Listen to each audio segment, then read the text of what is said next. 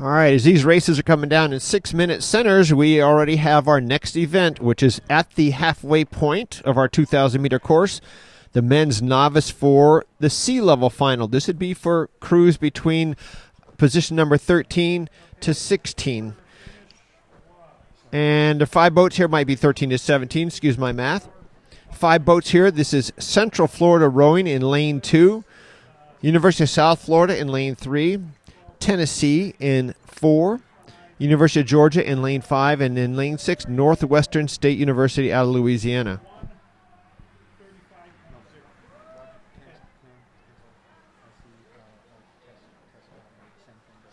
So here we've got a number of boats overlapping each other as they go towards this finish line. Let's see what we can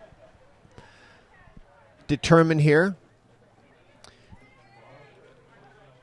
The leaders are University of Georgia in lane 5. They are followed by,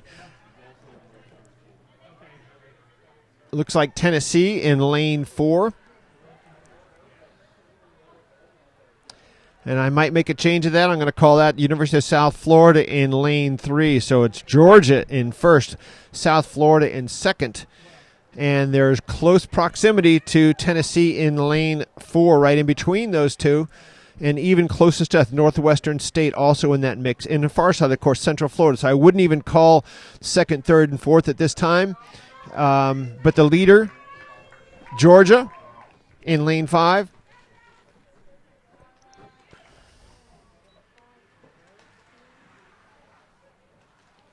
Georgia at 32.5 strokes a minute.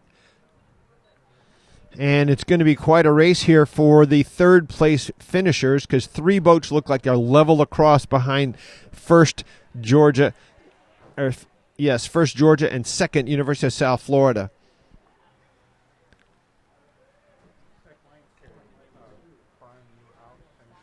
Northwestern State trying to make a charge for second. They're a little bit behind to do so. Far side of the course, Central Florida also making up ground on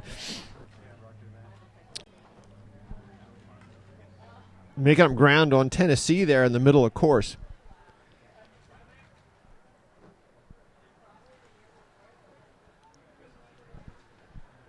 Still Georgia holding that lead, a 2-boat length lead as they're in the red buoys here. All the boats are now in the red buoys.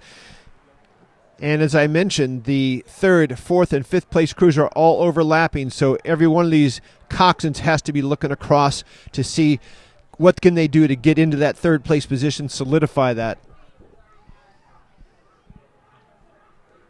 Ratings are coming up here as they try and hold on to their positions or change positions. Far side of the course at 39 strokes a minute is University of Central Florida Crew Club trying to pull into that 3rd position here. Nearest to us, Northwestern State. Both of those two have left Tennessee behind as they battle it out for that 3rd spot. Crossing the line, though, Georgia first.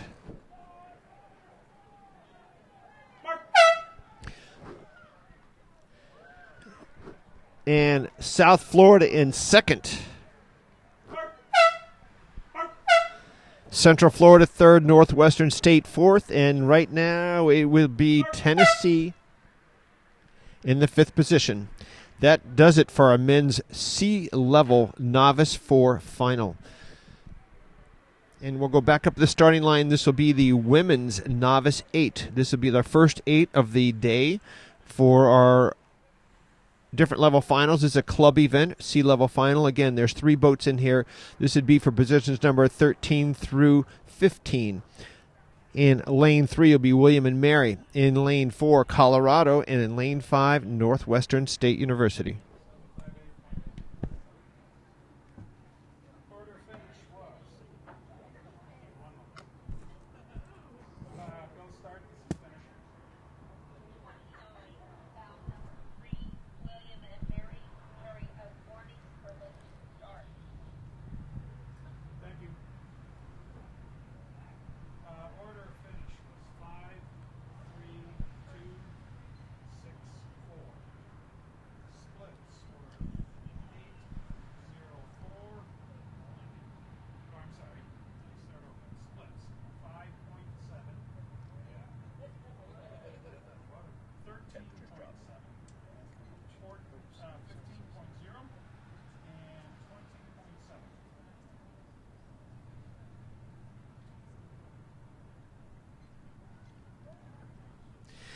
All right, these are the women's Novice 8 Club C final.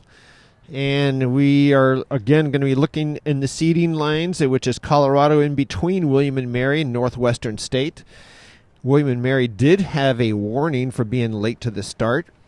And all that means is if they have a second call of a warning, or if they have a false start, they could be excluded. But they are on the race course. That didn't happen, and they are making their way down.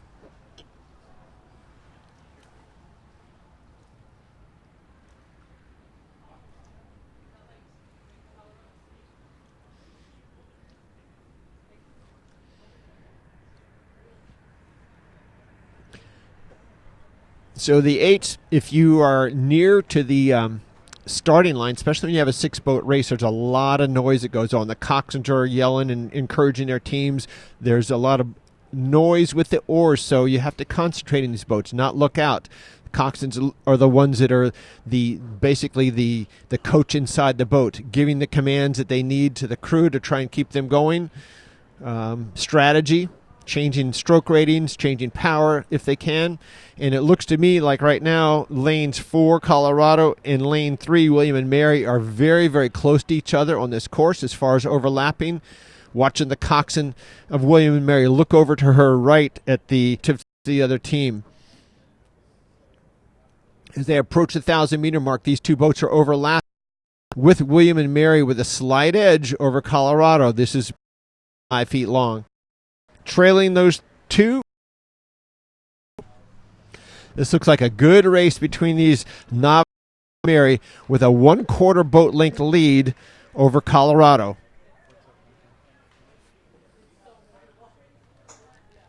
Your timing, and you can lose more than that. So this is a really good race here between these two crews, and they are matched in speed, matched in stroke rating.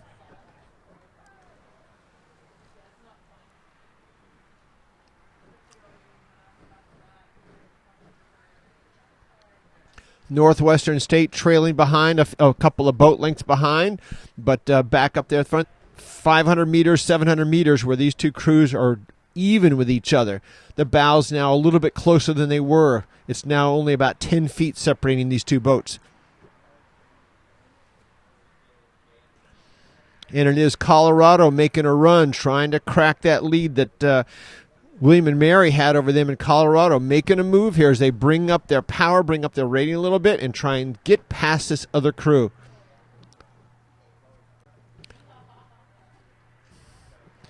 These novice ladies doing a great job of keeping their heads in the boat, and it's Colorado now that has taken a very slight lead over William and Mary. They've made up about 20 or 30 feet on them, and now these boats are still within, a quarter length. But it is William and Mary that has slipped behind with 500 meters to go. They were a quarter length up or a little bit more, and now they're about the same behind. So that can be disheartening for them as they see this other crew make a move on them, and they're tired, legs are burning. And Colorado continue to move out now with a half a length lead over William and Mary. 34.5 strokes a minute for William and Mary, trying to get caught back up again as Colorado came through them and took that lead.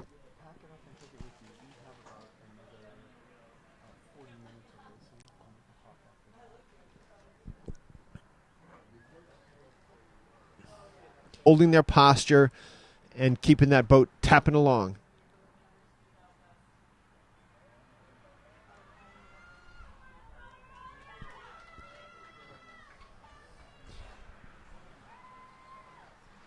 And I just saw a little bit of a bobble there with that Colorado boat. And William and Mary recognizing that, trying to come right back into them again.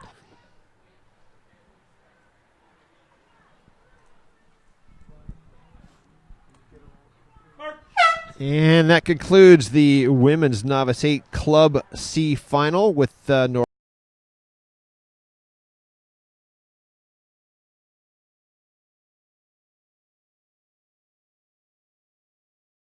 Northwest.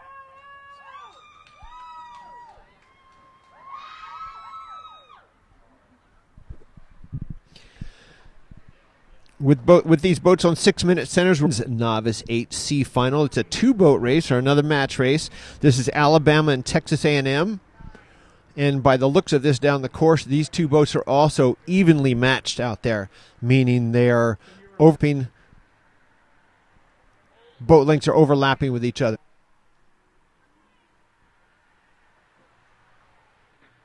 And the order of finish was lane 4, 3, 5. And the splits were 2.4 and 12.5. Or, I'm sorry, 14.9. How's that? Okay, yeah, I was reading the delta. Yeah, the cumulative 14.9. Alabama stroking 33.5 strokes a minute. We have Texas A&M. Alabama with the lead, though. When you're understroking and you've got a lead, it's typically you have a longer stroke, maybe a little more power applied to it, as opposed to a high. So first half of that race, these two boats were basically overlapping. The second half of the race, now then they're in their third 500, finished up the third 500 and going in the last 500 meters, 10 away from Alabama.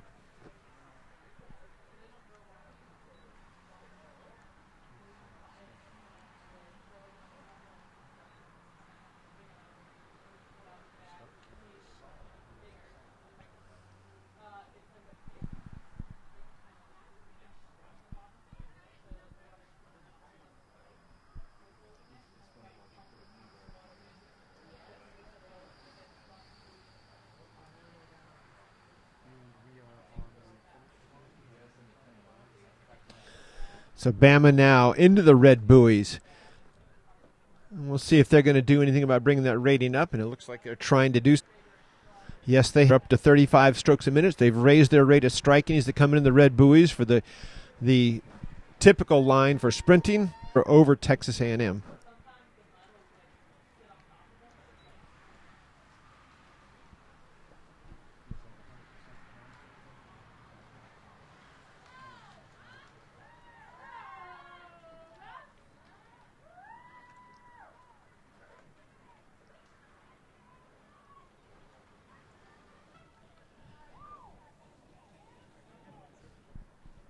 That was Alabama.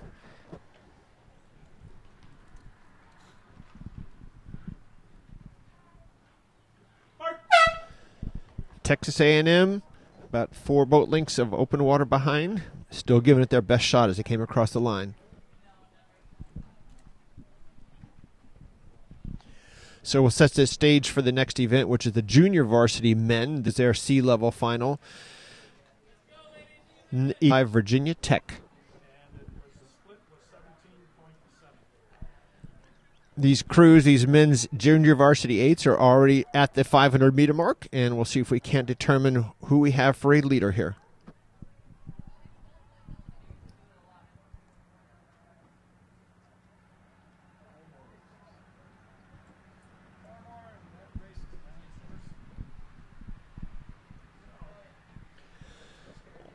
And as they go into that second 500, one of the toughest parts of this race is that second 500 when you realize how tired you are and you've got to keep going.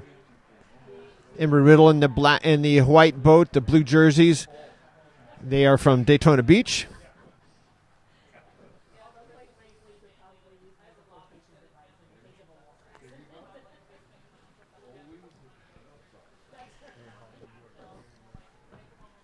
And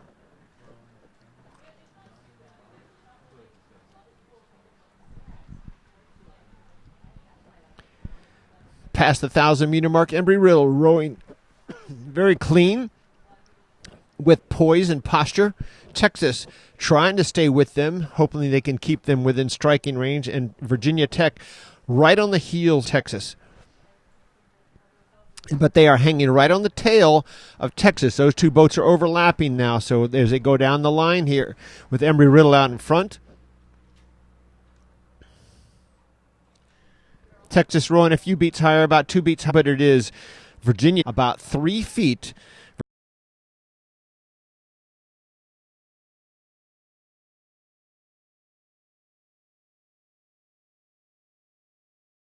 Virginia Tech in lane 5, closest to us.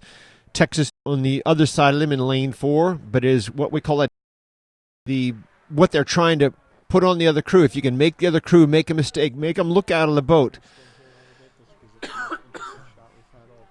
I'm watching the coxswains look across, seeing if they can find any weakness in there, get their crew to push through. It is 1 seat advantage for Texas right now. 1 seat advantage for Texas. They've lost what was to be a full boat length. Embry-Riddle out in front. Boat lengths of open water. And it is a battle for second here between Texas and Virginia Tech. Virginia Tech with just an edge over Texas. As the ratings come up, we'll see what happens here. Virginia Tech still at the rating they were in the body of their course. They're in the red buoys, 31 strokes a minute, but they have overtaken Texas for a solid second here with a half a length lead over Texas at this point. Embry-Riddle, 3 to 4 boat lengths of open water over the field, still looking as strong as they were early in the race.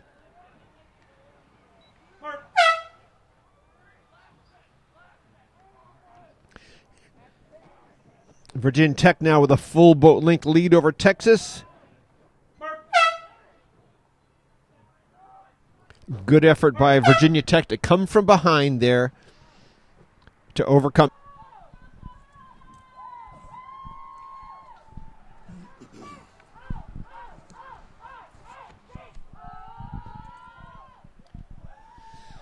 And we've got coming across the line, Colorado, all the way out from Boulder here in our Southern Intercollegiate Championships, finishing this men's JV 8C final in 4th position.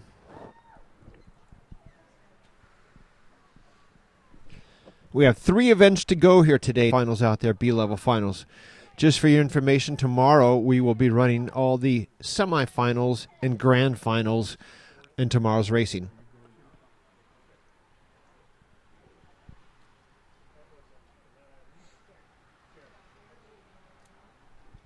This next event, the Women's Varsity 4 Club C-Level Final, involves 4 teams. In Lane 2, Texas A&M. In Lane 3, High Point.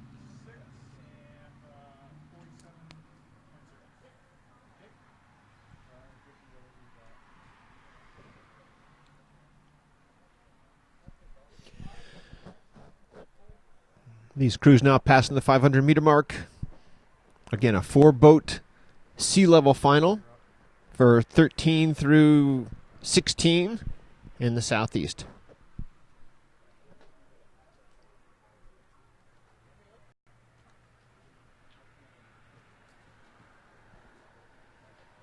Unusual to find a boat rowing that low that is up in the front, and Murray State in the early stages of this race does have that slight lead. They are trailed right behind them, Richmond, University of Richmond. And still a battle going on between Texas A&M and High Point on the far side of the course.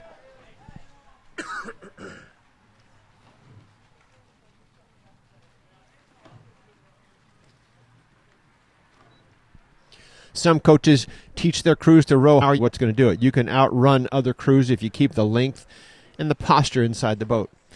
And that is exactly what Murray State is doing right now.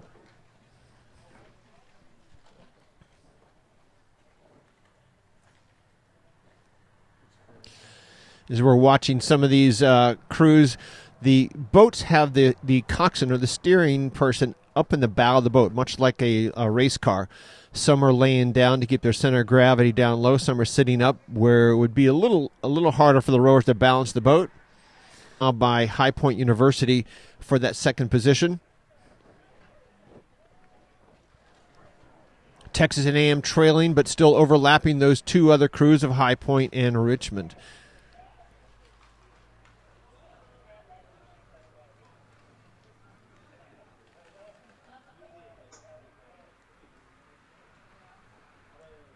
Looking very, very patient. Murray State, again, only at 27 strokes a minute, and they're just pushing their boats away from these other crews.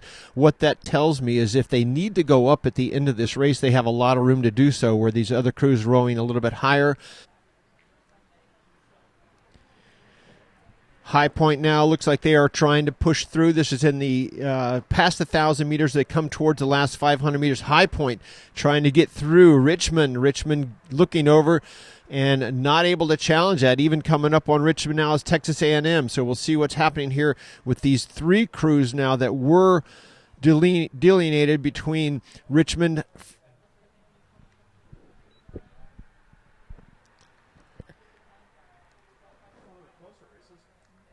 Murray State. Now a little bit higher. They were 27. They are now up at 30 strokes a minute as they are starting to get closer to those red buoys, marking 250 meters to go.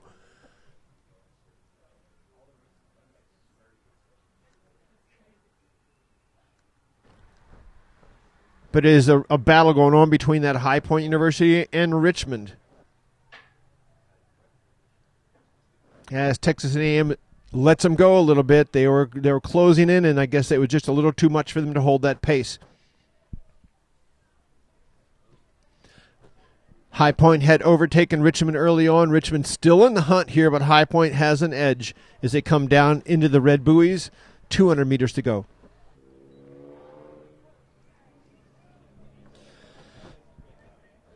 High Point getting closer to Murray State, but they're not going to overtake them. Murray State has taken the rating up to 32. They were at 27 most of the way down the course. High Point sprinting at a rate about 36. Yep, 36, 37. Now within less than a boat length of open water between them. But it is Murray State with the win. High Point in second, followed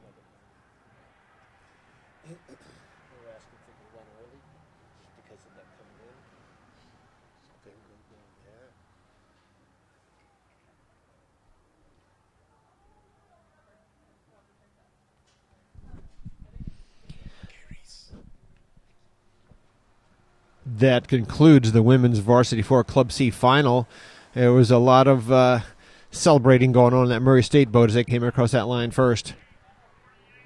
A very large field, because this would be your 17 through 24 crews. In lane 1 would be Georgia State. In lane 2, North Carolina State. In lane 3, University of Florida. In lane 4, Ohio State. In lane 5, University of Georgia. And in lane 6, Texas A&M. And we're starting to see rain come back in again.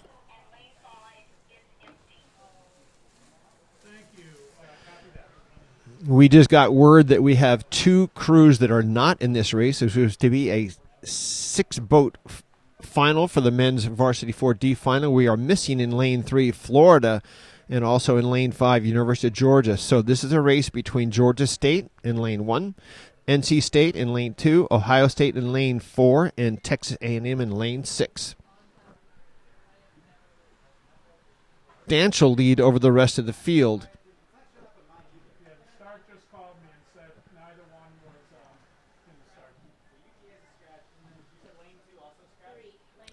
So it would be Ohio State currently in second, followed by Georgia State in third. Texas A&M appears to coming in and is starting to rain down at the far end of the course. So our next event will be the men's Varsity 8D final, the final race of the day, and they will be starting those as soon as the referees are and on the course. So NC State with 600, 700 meters to go. It is open water lead over the field. Ohio State and Georgia State are the ones that would be looking to try and pull out a second or third place finish here. Texas A&M a little farther off that pace.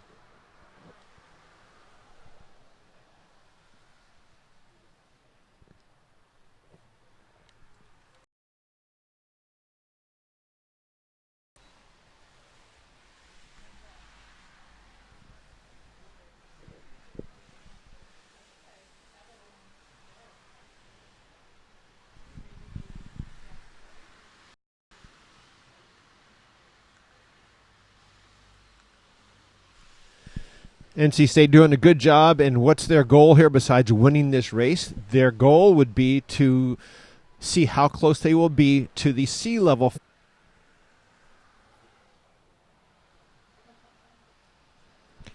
So the field is pretty well spread out now. NC State with a multiple open water lead over Ohio State. Ohio State with several boat lengths of open water over Georgia State, which has similar over Texas A&M in lane 6.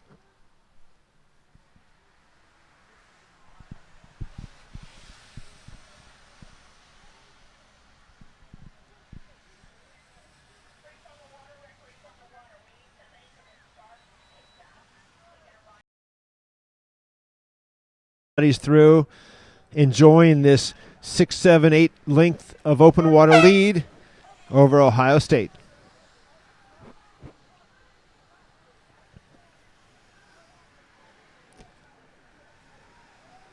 Ohio State with about 3 boats or 4 boats of open water.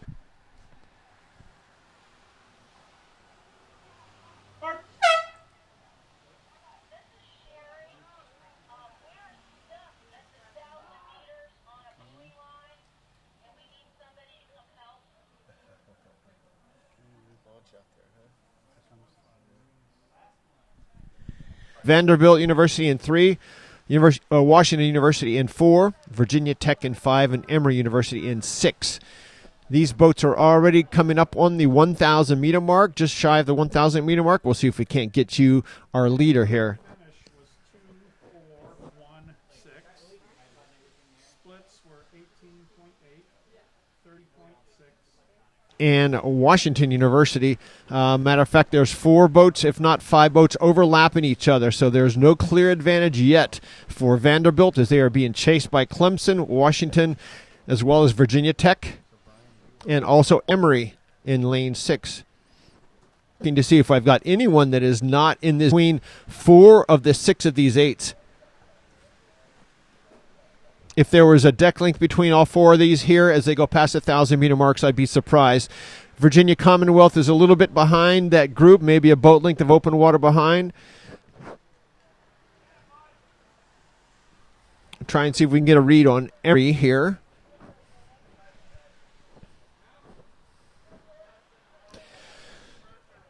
They're put a push on. They're being followed by Clemson, and these bows are seesawing back and forth for the lead here.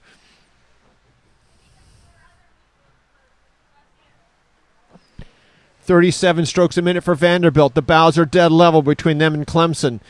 These 2 boats are trying to break free of Washington University within half a length of each other. Coming with it down to the 500 meter mark. It is level between Vanderbilt and Clemson. It is level between Washington. 20 feet between all 4 of those boats. This is a fabulous race. Coxswains, they are now within 350 meters. They should be looking for sprinting, not waiting too long. If they want to make this run, they're going to have to make this now if they're going to establish themselves for winning this event. Here come up on the outside of the court in the pack. Well behind, but 4 crews overlapping is a charge for the line here. And now it is Clemson that has overtaken Vanderbilt, and Virginia Tech now charging on Clemson as well. Washington University currently in 4th, but all these boats still overlapping.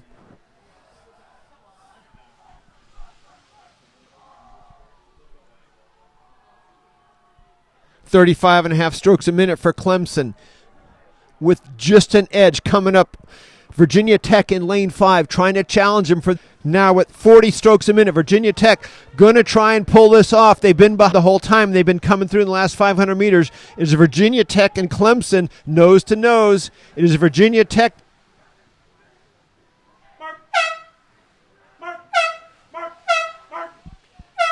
Wow, what a finish that was. That was 4 of the men's 8s in the varsity 8 within half a boat length of each other. Fabulous. That does it for us here at the Southern Intercollegiate tomorrow, with the finals for the semifinals and the grand finals in many of the events. So join us tomorrow. We have 1 boat left to come down across the line. That is Emory University. They were up there in the early beginnings, they might have had an issue.